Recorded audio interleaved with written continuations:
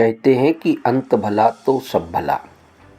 यानी आपने जो साल भर मेहनत की है किसी भी परीक्षा के लिए, उस परीक्षा में यदि आप सफल हो जाते हैं तो आपकी साल भर की मेहनत सफल हो जाती है।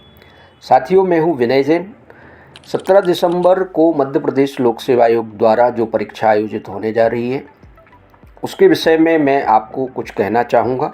सबसे पहले तो मैं ये कहूँगा कि परीक्षा की तैयारी कितनी भी अच्छी हो, फिर भी अभ्यर्थियों में एक प्रकार का दबाव होता है। ये दबाव कुछ कारणों से होता है, उन कारणों को हम जानते हैं। सबसे पहला कारण है कि अभ्यर्थियों में ये चिंता होती है कि यार कहीं ऐसा पेपर ना आ जाए कि जिसमें ऐसे बहुत सारे प्रश्न हो जो हमको ना आए या हमने ना पढ़े हों। ऐसे प्रश्नों को हम कहते हैं अनजान प्रश्न। ये आपके लिए भय का एक वातावरण पैदा करता है। इसका प्रमुख कारण होता है कि हमने जो अध्ययन किया है कहीं ना कहीं उसका जो विस्तार है वो कम है। जैसे कि यदि हमने नीति आयोग के द्वारा जारी जो समस्त इंडेक्स हैं उन इंडेक्स को अच्छी तरह से पढ़ा है, ख़ास तौर से मध्य प्रदेश के संदर्भ में, तो यहाँ से पूछे जाने वाले प्रश्न आपसे सही हो सकते हैं।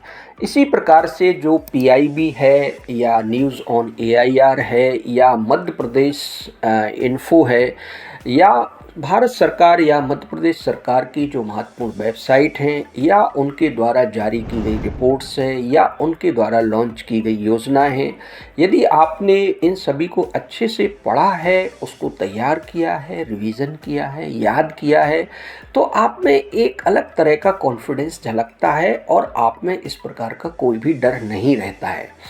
दूसरी बात मैं आपको ये कहूँगा कि कभी कभी एग्ज़ाम में आते हुए प्रश्न भी गलत हो जाते हैं।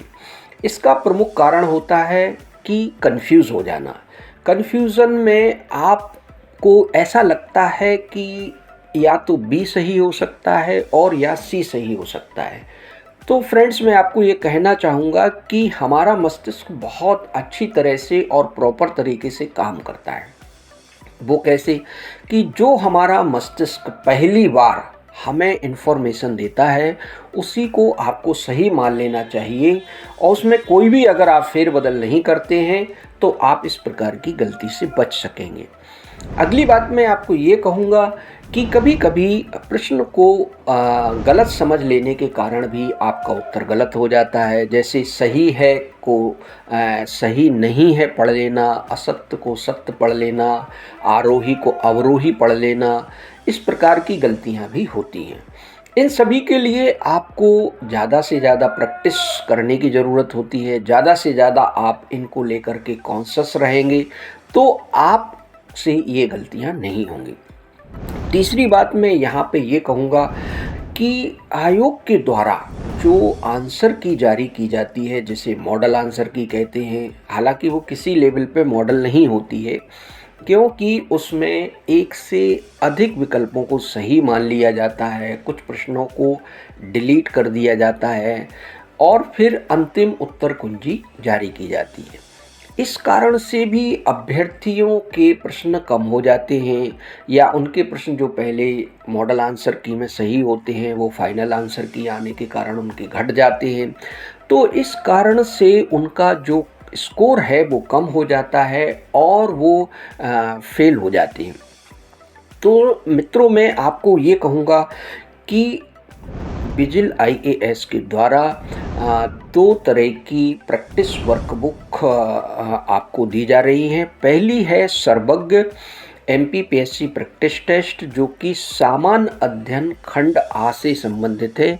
ये उन सभी एग्ज़ाम्स के लिए है जिसमें खंड आ और खंड बा होते हैं, अर्थात जैसे फॉरेस्ट रेंजर एसीएफ मुख्य परीक्षा है या आपकी जो दूसरी परीक्षाएं हैं असिस्टेंट प्रोफेसर है जिसमें एक जीएस का पार्ट होता है और एक सब्जेक्ट का पार्ट होता है।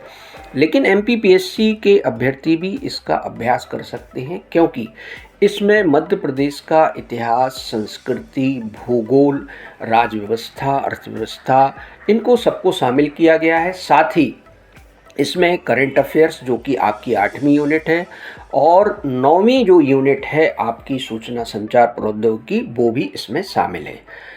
फिर इसके बाद हम बात करते हैं कि एमपीपीएससी जो प्रीलिम्स परीक्षा 17 दिसंबर को होने जा रही है उसमें जो आपका सामान्य अध्ययन एफएलटी जिसमें 10 यूनिट पूछी जाती हैं उसके भी हम आपको अभ्यास प्रश्न दे रहे हैं जो सर्वज्ञ एमपीपीएससी प्रैक्टिस टेस्ट सामान्य अध्ययन के तौर पर आपको दिया जाएगा। तो फ्रेंड्स ये आपको एक महत्वपूर्ण प्रश्नों का संग्रह मैं दे रहा हूं। यदि अंतिम दिनों में आप इनका अभ्यास कर लेते हैं तो मैं आपको प्रॉमिस करता हूं कि आप इन सभी तरह की चुनौतियों से पार पा जाएंगे। अंत में आप सभी अभ्यर्थियों को 17 दिसंबर की एग्ज़ाम के लिए बहुत शुभकामनाएं। धन्यवाद।